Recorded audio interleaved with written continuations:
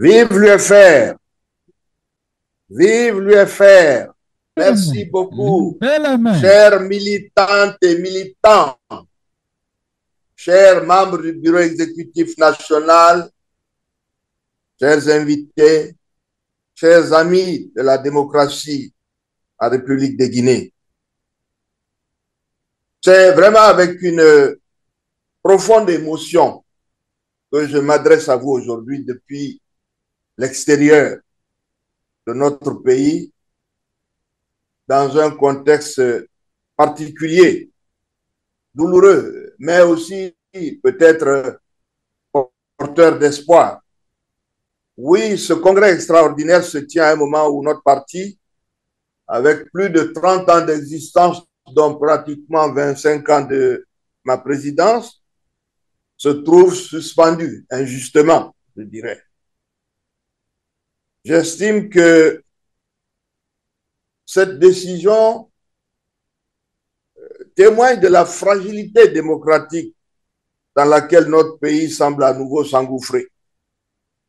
Mais votre présence aujourd'hui, j'ai écouté toutes les délégations de différentes régions, ça fait un baume au cœur. Mais ça fait comprendre aussi que l'UFR n'est pas un simple parti politique. L'UFR, c'est une conviction. L'UFR, c'est un espoir pour la Guinée. Comme vous le savez, je suis entré en politique dans des conditions assez particulières. Car à ma sortie de la primature, mais comment moi-même j'y suis entré dans cette fameuse primature? Après les événements du 2 et 3 février 96, ils m'ont trouvé curieusement d'ailleurs à Conakry. Je suis parti très rapidement. Et le 2 mai 1996, on m'appelle de Conakry pour me dire que le président Conté souhaitait me voir. Donc, je suis allé à Conakry et dès mon arrivée, le soir à 19h30, on m'a conduit au camp où il était, au camp Fayaya. Non, au camp Samouri. Nous avons entamé une discussion qui a duré près de 3 heures. Quand je dis discussion, il posait des questions et je répondais. Il était extrêmement préoccupé par ce qui était arrivé et 3 mois après cette tentative du 2 ou 3 février, la situation du pays était devenue catastrophique. Il m'a dit, j'ai appris que vous avez contribué avec votre ancien patron à gérer un problème identique en Côte d'Ivoire. Est-ce que vous pensez qu'on peut faire la même chose? Nous avons eu cette discussion le 2 ou le 3 mai. Cela a duré 2 mois et demi avant que je ne sois nommé Premier ministre et on a eu pratiquement 6 ou 5 rendez-vous tous les mois. Et tous les mois, c'est lui qui posait les questions et c'est moi qui répondais.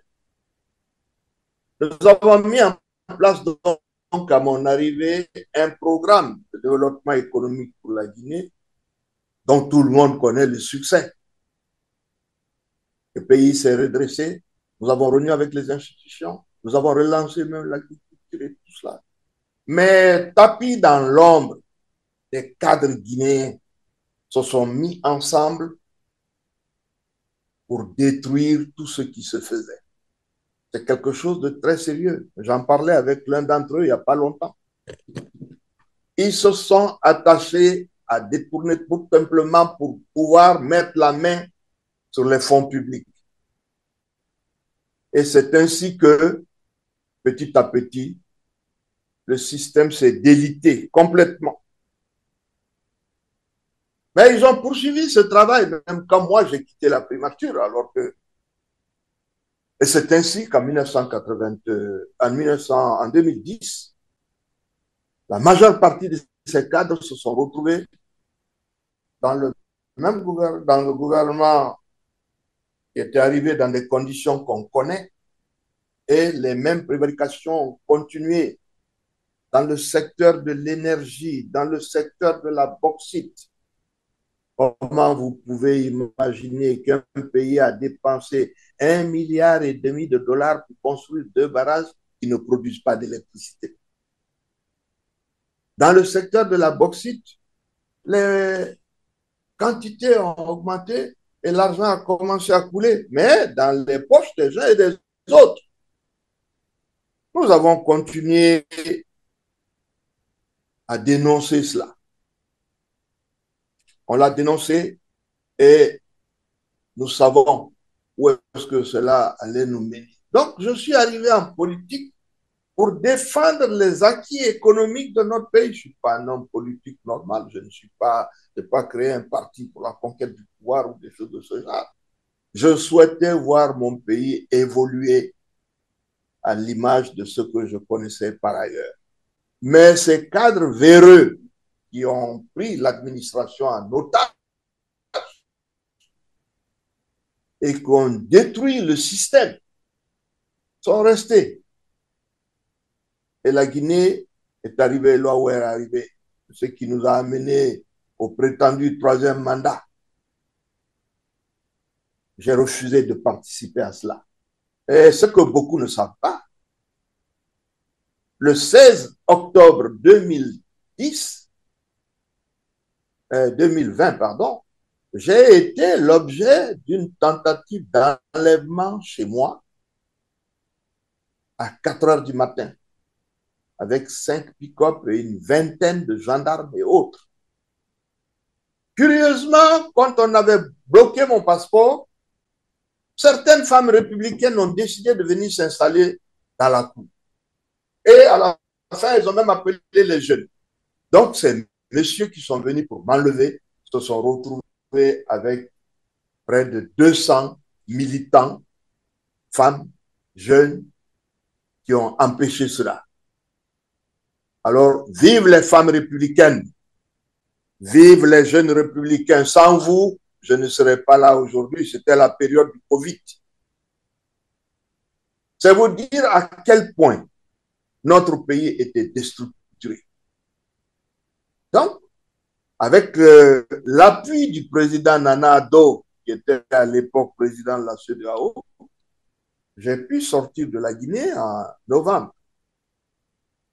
Alors, vous pensez bien que quand les jeunes gens sont arrivés au pouvoir, on ne pouvait qu'applaudir. Et mes amis de l'extérieur, qui m'ont dit, oui, mais vous avez applaudi un régime militaire. Je dis non. Ce dans quoi nous nous trouvions, nous avons pensé que les jeunes gens venaient pour nous sauver de cela. Et donc, oui, on a accueilli ça avec beaucoup d'espoir.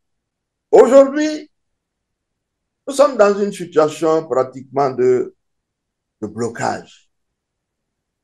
Nous avons fait des tentatives à l'époque. Moi-même, je me suis encore retrouvé à l'extérieur après qu'on m'ait expulsé de ma maison. Et nous sommes retrouvés, mais la Guinée est toujours là.